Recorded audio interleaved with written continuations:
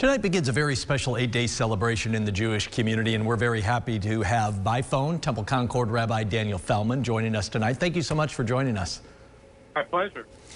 Like most everything these days, Passover is certainly going to be very different for you. How have you tried to adjust while still keeping it a celebration?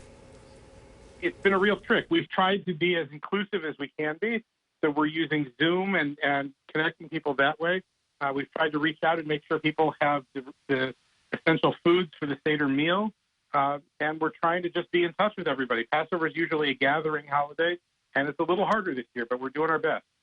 So you've done something pretty unique, kind of a grab-and-go Seder dinners, right, over in the Shopping Town parking lot near the old Seders. What does that involve? Yeah. It wasn't quite a Seder dinner, but at the Seder meal, there's a special plate called the Seder Plate that has a bunch of symbolic foods. There's a roasted egg, which is a fertility symbol, a shank bone, which reminds us of the Paschal sacrifice, a food called haroset, which reminds us of the mortar that the Israelite slaves used to build the store cities, bitter herbs to remind us of the bitterness of slavery. And so what we did was a couple of very kind donors offered to pay to have those kinds of plates made up, and we gave them away for free to members of our temple.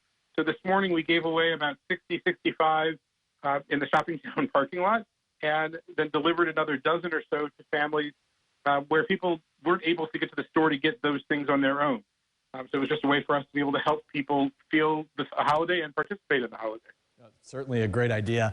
You mentioned a little bit that families will be probably doing a lot of virtual Seder dinners. Is that what you've been hearing? Yeah. Zoom, FaceTime, all those kinds of things. It's going to be a little weird, but a way to keep everybody together. It's a totally strange thing to sit down at a table and look at each other, your immediate nuclear family, and then look at a screen. We're used to having big gatherings of 15, 20, 25 people in our homes for this holiday, but we're still connecting and we're still reaching out. And on top of all of that, Passover is a holiday that celebrates freedom. So here in the midst of all of this, we're having conversations about how are we free and how are we enslaved and what are we going to do about it. So it's a really interesting moment for us as Jews, but it's also a very powerful moment.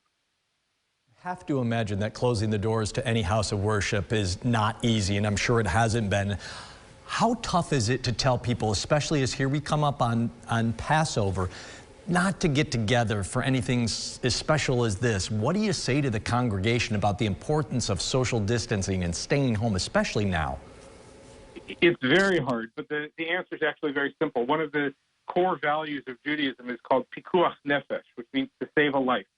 And almost any practice other than taking a life, which isn't a practice, but can be put aside in order to save a life. And so for us as Jews, our religious obligation is to listen to the scientists and the doctors and do what we need to do to protect the life.